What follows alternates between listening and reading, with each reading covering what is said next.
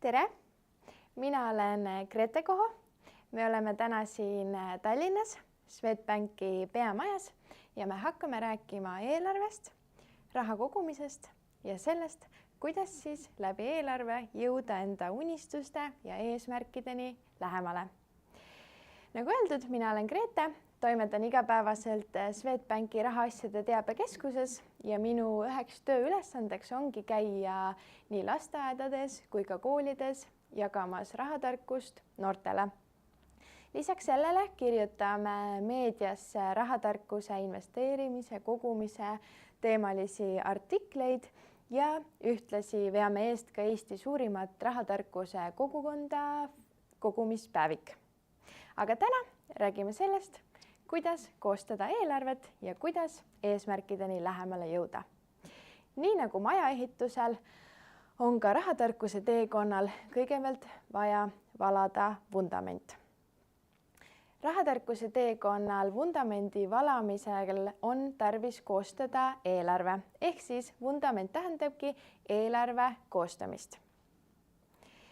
Miks on eelarve oluline või mida ma võidan eelarve tegemisest? Kui sa alustad eelarvega, siis sa saad öelda, et sina juhid raha, mitte raha ei juhi sind. Ehk siis eelarve tegemisel sa saad ülevaate, kuhu kulub sinu raha ja kust sa saad vajadusel raha kokku hoida.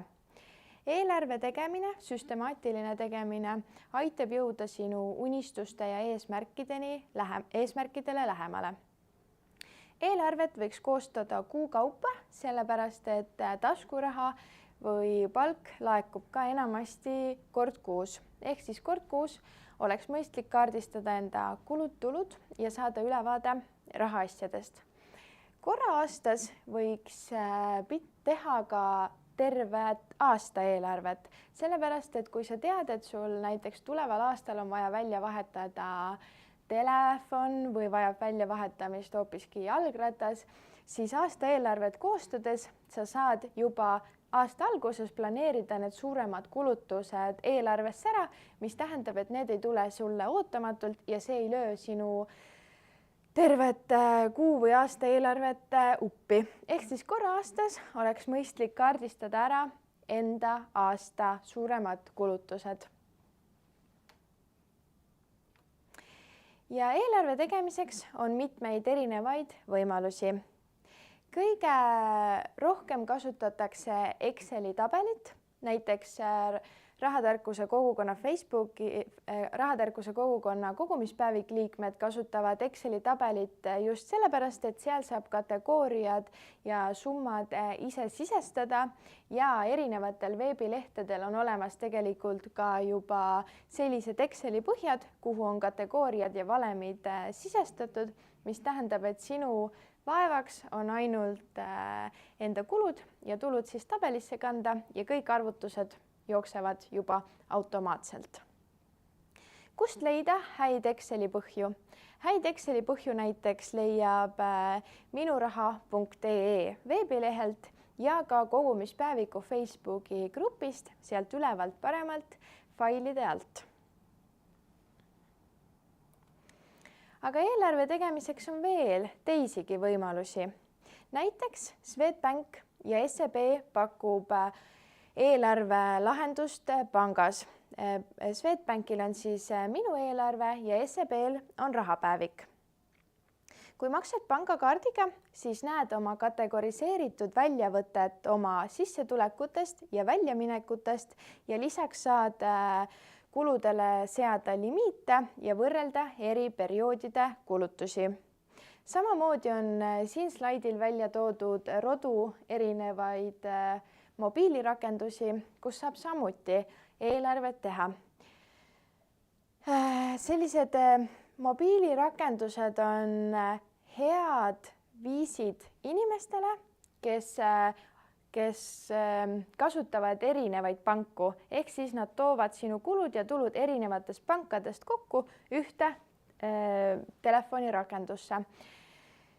Ehk siis eelarve tegemiseks on mitmeid erinevaid võimalusi. Sinu ülesanne on leida endale see kõige mugavam sellepärast et eelarve peaks olema sinu abimees, mitte sulle siis vastu kuidagi töötama ja see ei saa olla sulle ebamugav.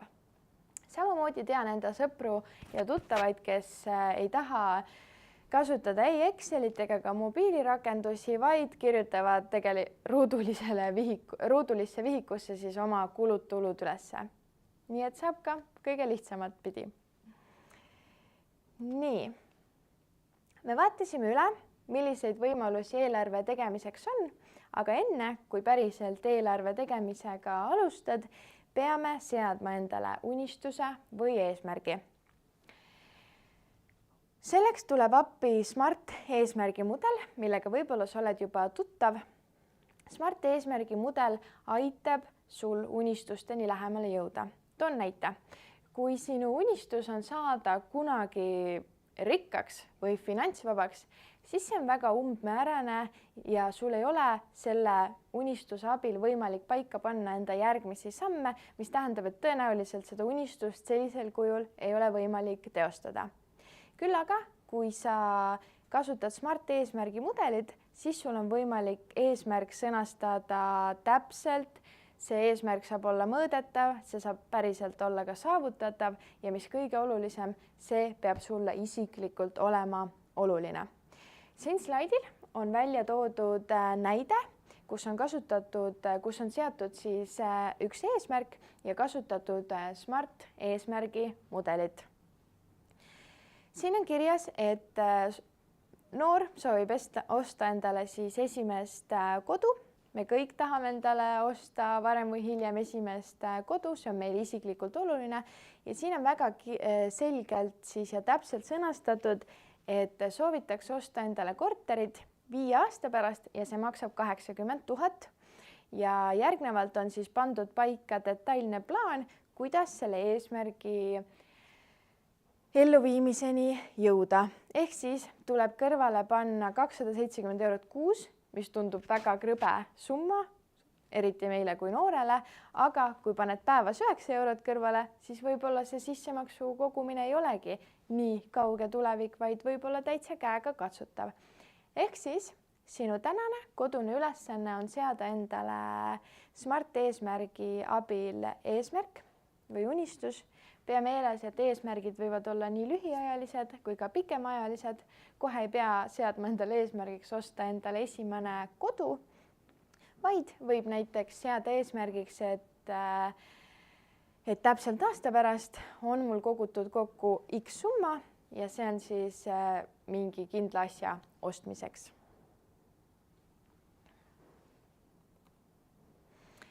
Aga millest siis alustada? Meil on eesmärk sõnastatud Smart eesmärgi abil. Seejärel on vaja teostada enda seniste tulude ja kulude analüüs. Saa selge pilt ette, kust sinu raha tuleb ja kuhu sinu raha tuleb. Seejärel koosta eelarve. Me vaatasime erinevaid eelarverakendusi, vali endale sobiv ja saadki eelarve kirja panna. Eelarve on oluline kirja panna, sest eelarve hakkab tööle siis, kui seda regulaarselt jälgida ja võrrelda oma tegelike tulude ja kuludega, pluss eelarve tuleb kirja panna sellepärast, et siis see on sul pidevalt silme ees ja sa saad näpuga järgi ajada, kuhu siis päriselt raha kulub. Ja kui sul on teada, kuhu sinu raha kulub, siis sa saad juba tegelikult vaikselt näpistada kohti, kuhu ei peaks see raha kuluma, kui see on tühja tähja peale ja sealt saad raha kõrvale panna ja koguma hakata. Ja kui eelarve ei tööta enam sinu jaoks, siis on tarvis enda eelarvet kohandada. Eelarvet ei ole mõtet teha lihtsalt sellepärast, et öelda, et sa teed eelarvet, vaid sellepärast eelkõige, et see toimiks su jaoks ja et see oleks sinu abimees, mitte sinu vaenlane. Nii, eelarve tegemiseks on tarvis panna kirja esmalt kõik sissetulekud. On see siis taskuraha, on see siis palk näiteks, kui sa käid kooli kõrvalt natukese haaval tööl. Seejärel on tarvis maha lahutada püsikulud. Püsikulud on need kulud, mida on vaja igakuiselt tasuda, näiteks kui vanemad maksavad elektrit, vett, ja kõiki selliseid kulusid, siis näiteks sinu püsikulu võib olla sinu telefoniarve. Kui sa ühel kuul jätad telefoniarve maksmata, siis järgmisel kuul sa enam ei saa internetti, sa ei saa helistada, ehk siis püsikulud on kõigepealt vaja ära tasuda. Seejärel on vajalik jaotada järele jäänud raha teiste kulugruppide vahel, alusta olulisematest, näiteks toit, tervis, transport ja seejärel liigu vähem olulisemate juurde, milleks on siis näiteks riided, meelelahutus ja erinevad subscriptionid. Olen avastanud end paar aastat tagasi olukorras, kus igakuiselt läks maha subscriptionid, mida ma tegelikult ei kasutanud, ehk siis täna õhtul soovitan sul üle vaadata sellegi, ega sa ei ole näiteks võtnud endale Wolt pluss subscriptionit, mis on esimene kuu tasuta, aga teine kuu juba võtab sinu kontolt siis 5 eurot maha. Ehk siis saa ülevaade sellest, millised subscriptionid sul on ja kas sul on neid kõiki vaja. Samamoodi saab raha tegelikult kokku hoida transpordi arvelt. Kas sa näiteks sõidad ühistranspordiga tõukeratta laenutamise asemel või sa hoopiski kõnnid jala, sa saad säästa raha kui ka tegelikult olla tervislik. Ja igale kategooriale on mõistlik lisada ka ülempiir, millest üle siis ei kuluta konkreetse kuu raames. Kuidas säästa ja koguda? Kõigepealt planeeri säästudeks mõeldud summa eraldi kategooriana ning kanna see kohe kuu alguses silme alt ära. Mina hakkasin kooli kõrvalt tööl käima juba 8. klassis. Ma käisin kohalikus muuseumis, müüsin pileteid ja suveniire ja ma sain sealt iga kuu lõpus siis väikest taskuraha ehk palka. Ja ma mõtlesin, et kui ma palga saan, et ma kohe seda raha kuskile kõrvale ei pane, vaid ma niikuinii ju ei kuluta kuu lõikes, et järgmise kuu lõpus enne palgapäeva, et see, mis mul kontole järele jääb, et küll ma selle kõrvale panen. Aga iga kuu juhtus niimoodi, et sinna kontole enne palgapäeva jäi täpselt ümmargune 0. Ehk siis alati on mõistlik kohe taskuraha või palga saabudes endale kogumiseks ja säästudeks mõeldud summa eraldi silme eest ära kanda. Selleks võib olla näiteks eraldi konto, teed ühe konto panka juurde arveldusarves, millel ei ole näiteks pangakaarti ja saad iga kuu sinna kanda kogumiseks mõeldud summa. Näiteks Swedbankil on olemas rahakoguja rakendus või rahakoguja,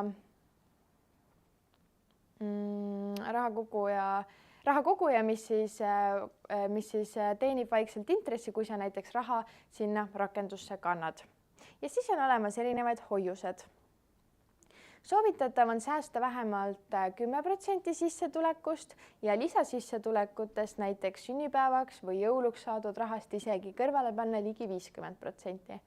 Isegi kui need summad tunduvad sul alguses väiksed, on oluline ikkagi kogumise ja säästmisega algust teha, sellepärast et tekitada see harjumus raha kõrvale panna, sest kui sul on juba gümnaasiumieas olemas harjumus, kuidas raha kõrvale panna, siis kui sa hakkad hiljem lähed tööle, saad päriselt palka, siis on võimalik aina suuremate summadega raha kõrvale panna, sest sul on olemas harjumus seda maast madalast juba teha.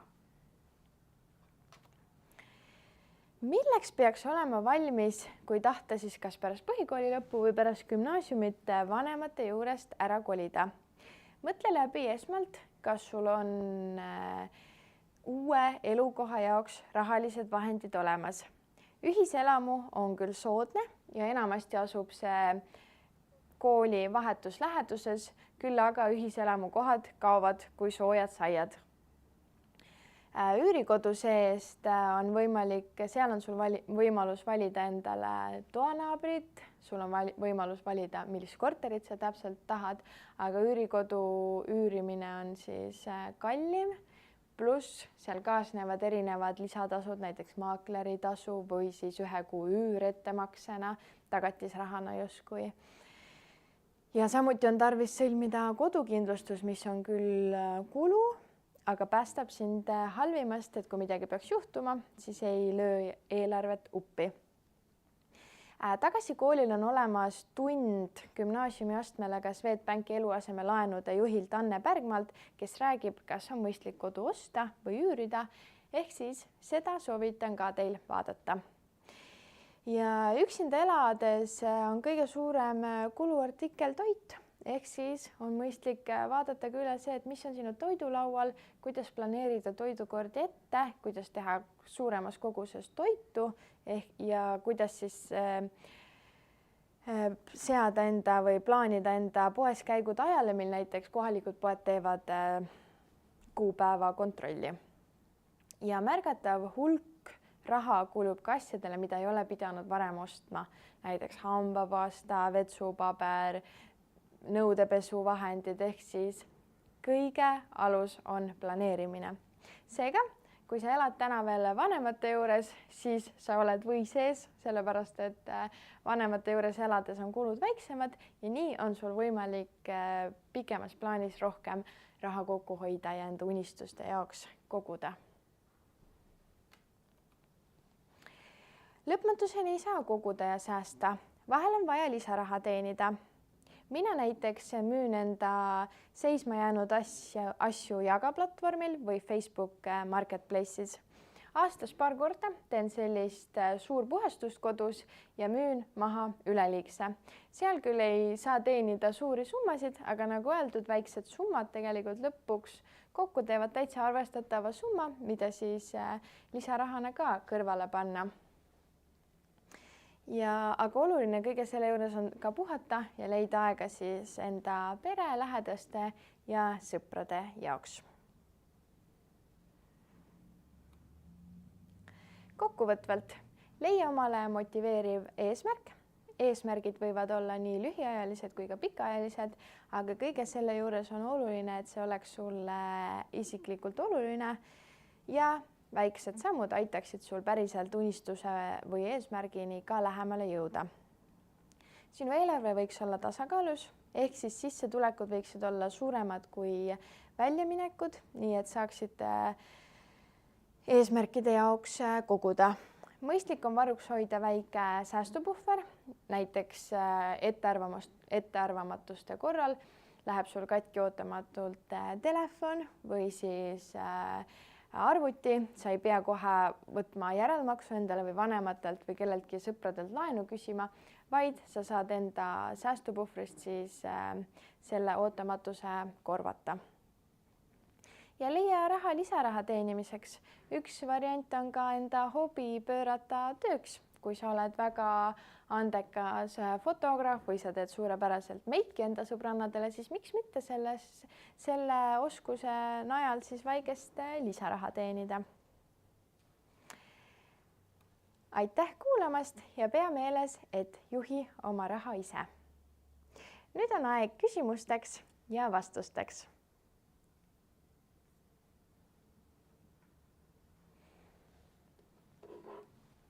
Nii. Täitsa mitu küsimust on tulnud. Kui vanalt sa hakkasid oma kulusid-tulusid jälgima? Mina hakkasin, kuna mina elasin siis vanemate juures kuni gümnaasiumi lõpuni, siis mina hakkasin enda kulusid jälgima siis, kui ma kolisin vanemate juurest välja ja läksin Tartusse siis päris oma ette elama.